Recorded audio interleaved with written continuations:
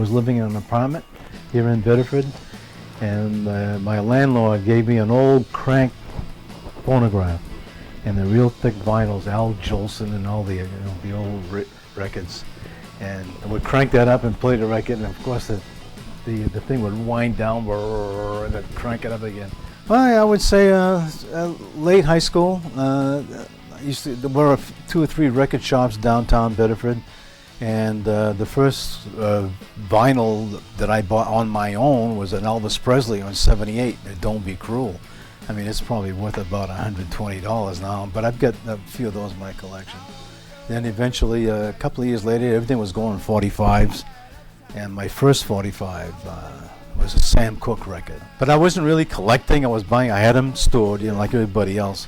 Then I started joining record clubs. I got Columbia Record Club. Back in those days, that was in the 50s, late 50s, you join a Columbia, let's say any Columbia or Capitol Record Club, or those kinds of things. They would send you a catalog every month, and you would select one or as many records as you want, and you get them in the mail. That was kind of exciting. The mailman would be coming up, and he was bringing up Leonard Bernstein conducting Gershwin, the Rhapsody in Blue, and my father would say, "Oh, he's bringing up an Elvis Presley record," but it really wasn't. But it was just classical. So I had a classical collection, and then I started with movies. And once I got into those, they started accumulating and accumulating. And I had to file them in a certain way so I could find them. But I stuck with the soundtracks and Broadway shows, and then it just exploded to everything else, jazz and country and even Christmas and documentaries. I have a lot of documentary records. I like the vinyl because I like to hold the thing in my hand.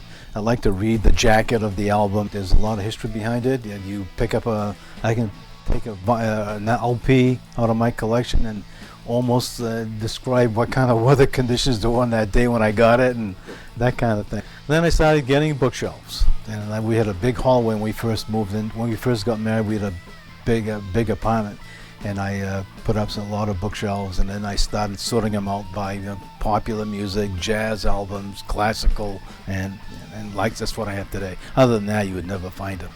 Well, including the 78s, the 10-inch LPs, the 12-inch LPs, and the 45s, I would say it's pretty close to 26,000.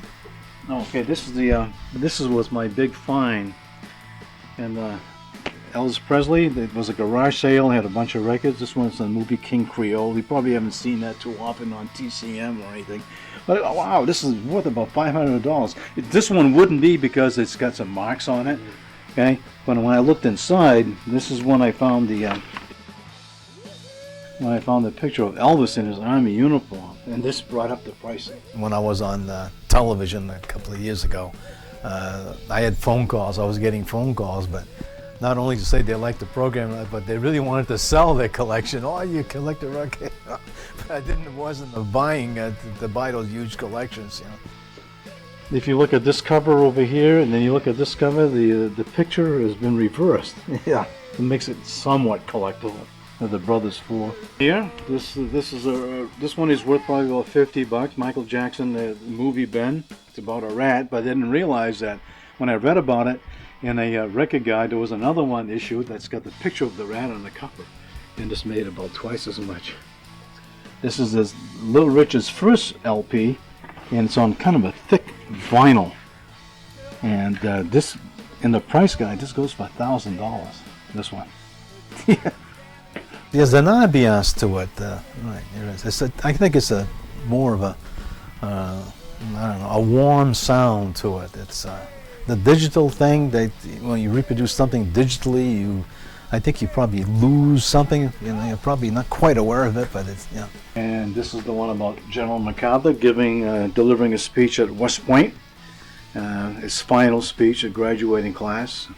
This one here is worth something because inside there's a beautiful poster, and it's still intact, never been ripped off. And this is one of Andy Williams' first LPs. I'm glad to see it's coming back, and I think there's a younger generation is getting hooked on vinyl. From what I've read in magazines, Stereophile magazine and Sound magazine, they all mention that Some of the old stuff that was recorded is re-recorded on vinyl, and kids are buying it. They're discovering it. The younger generation is going to rediscover some of these jazz artists of the old days and see how great they were, you know, or even some of the big bands, even some movie soundtrack. Wow, this is a great sound. You know, I can imagine 30, 40 years from now they can listen to the Star Wars theme and those kinds of things. That's great music. This one here is very popular at Christmas time. This is Bing Crosby and David Bowie. This is a 78. Gene Autry singing this. And this is that one of my first 78s. This is Elvis Presley. These are all a few Elvis Presley 78s. Vinyl to me means it's kind of a heritage. I can look at this stuff. Those are my tastes. This is, you look at this LP. It's like a book, your book collection. What you read is basically what you're interested in, what you like.